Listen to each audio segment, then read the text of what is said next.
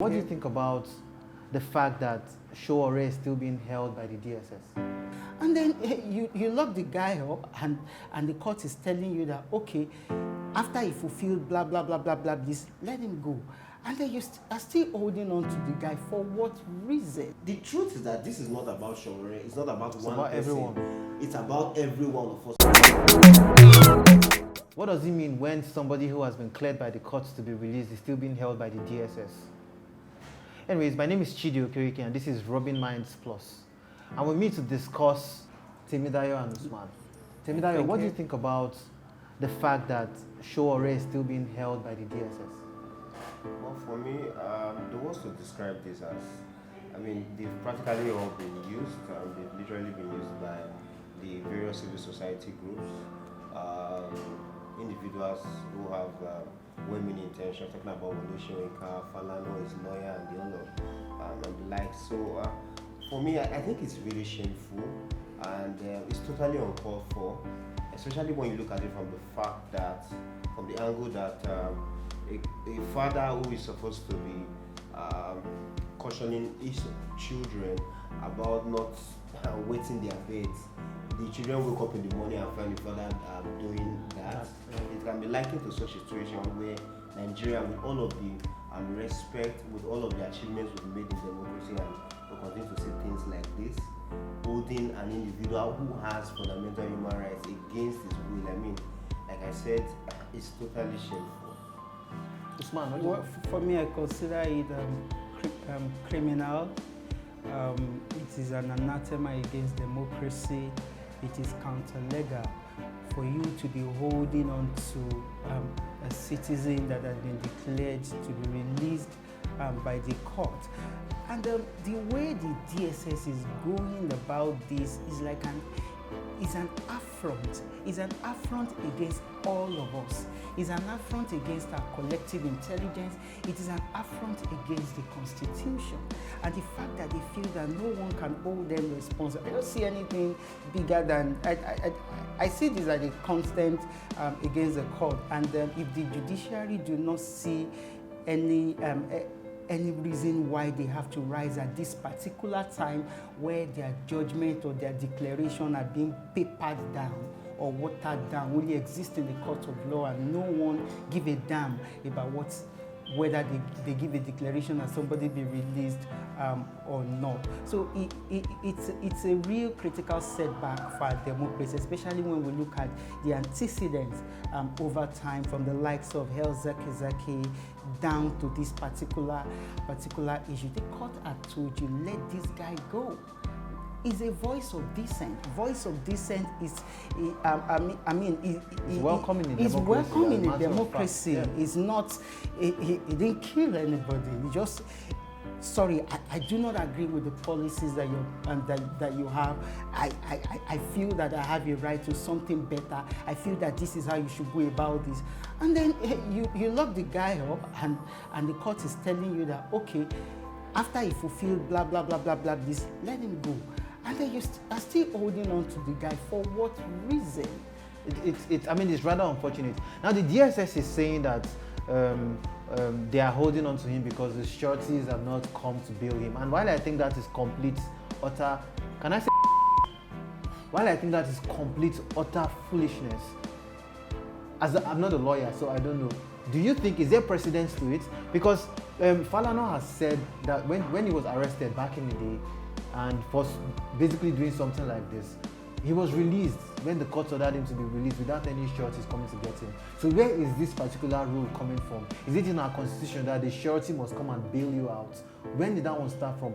How is the DSS holding on to that and using that as an excuse to keep a citizen of the country with human rights? What do you think about that? Well, the way I see it, it just goes to show how the dark nature to which our institutions have been pushed into. You would agree with me that the DSS practically is under the control of the presidency. They are only reportable to the president. And a Nigerian president, regardless of who is in office, is somebody who has wide range of powers that he could use in very terrible ways.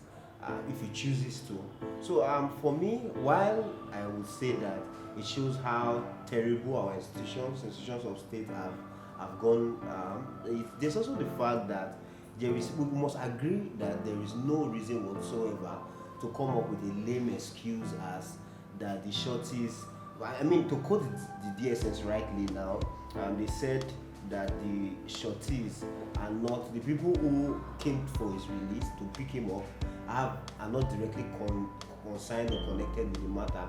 But when we heard Falana's lawyer, who is the lawyer, he's saying that the DSS want to conduct a separate verification for them, and when the court actually gave that order that he should be released on bail, no conditions were attached to it. And even at that, before the court accepted those shorties, they had done their own verification. So what verification is the DSS going to do that is higher than the one the courts have done already? Practically this abuse of power and institutions of state, taking laws into your own hands. That's the way I see it.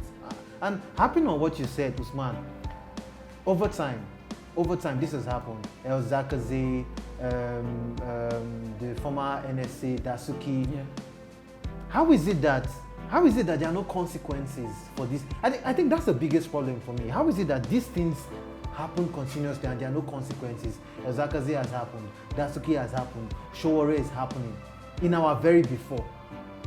Court orders are being flouted. How is it that there are no consequences? How did we get to this point? Yeah, so for me, why I was thinking about this, all of us would have came out, contrary opinions against this have been spoken about. Activism wells up regarding the fact that why flouting court orders and so on. But when I look at it critically, I've actually not seen any effort from the judiciary as an arm of government itself to raise issues regarding the fact that its own declarations or verdicts are being flouted, especially on critical national matters like this. And this itself constitutes insecurity to we citizens, because the law is our last hope. The judiciary is our last hope. And if I'm seeing that the judiciary itself has been compromised in one way or the other, and the verdict of the law is not respected, then where lies my last hope? You see, the executive would always depict institutions based on the character of the people in power. And if you look at the character of the present administration, for me, the way I see them is that they want to silence the voice of dissent. Do you understand? And in one way or the other, they are gradually succeeding in it, because if you have successfully incarcerated Sowore without any consequence, you are typically telling the larger population of Nigerian youth that you try this is what's going to happen. Do you understand? And nobody is holding the DSS responsible for this. Everything just becomes a shadow. You don't hear the man speaking for the president say anything. You don't hear the judiciary say anything. At least it was a court that gave this order.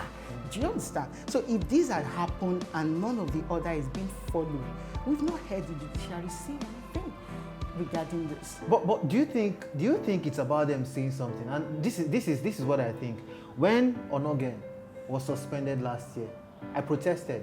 I went to, as a matter of fact, I went to Robin Mines where I protested. I was thinking the vice president was going to come, and he didn't come because they heard we were there.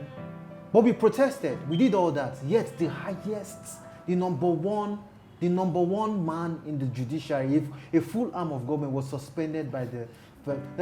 Do you not think that means that the judiciary has become powerless? What are they? I mean, state governors are even following suit. Yes. State governors are beginning to flout court orders and all that. So this is trickling down. Yeah. What should the judiciary do? What should lawyers do? What do you think the next step is? Because to be honest, like you've said, they are the last hope for the common man, someone like me. So if someone as high up as Onogen could have been suspended like that, unconstitutionally, I still maintain, should have been suspended like that, that means there really isn't any hope for us. So what is the next step? What should lawyers do? What should members of the judiciary do? What should the population do? Well, for me, one would expect that lawyers would speak up in a case like this, because a threat to the judiciary means a lot for lawyers. I mean, that's the actual field where they get to practice whatever they've been taught, and of course they make a living from it and get significance and relevance from it. So I would, for me personally, I would think that the lawyers under the aegis of the Nigeria Bar Association should boycott the courts.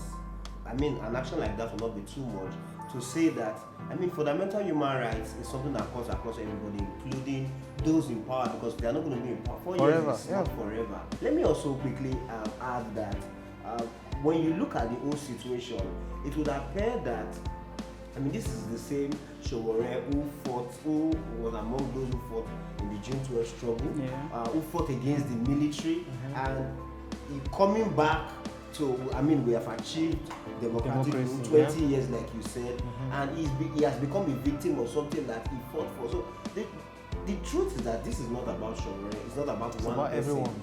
It's about every one of us, including all of us speaking in studio. But where I am really, really afraid, and I hope we talk about that before the program ends, is that the bill to criminalize hate speech in courts and establishment of a national prohibition commission for hate speech. Why is it that all of this is happening at the same time we are struggling to get somebody who has been in court unjustly incarcerated? So when you add all of it together, it kind of becomes confusing. Like, what really is the agenda of this government?